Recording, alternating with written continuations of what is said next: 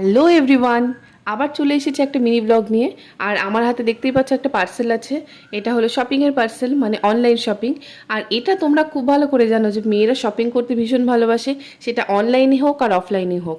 আর আমি তো মানে আরও ভালোবাসি।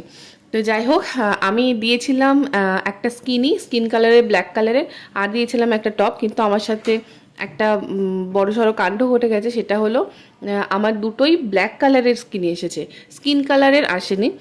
তো আমি মাকে বললাম, মা বললো যে থাক, লেগেই তো যায়, ব্ল্যাক কালারের দুটো যখন এসেছে রেখে দে।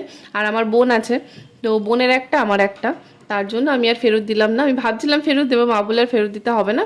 তো ঠিক আছে, পরের বার একটা স্কিনি কালারে নিয়ে নেব। তারপরে সেটা হলো টপ। এই টপটা যেরকম দেখেছিলাম সেরকম কাপড়টা আসেনি, কিন্তু খারাপও আসেনি, ভালোই লাগলো। পরে তো বেশ ভালো লাগছে। আর এটা না ক্রপ টপ টাইপের, তো ভালোই লাগলো।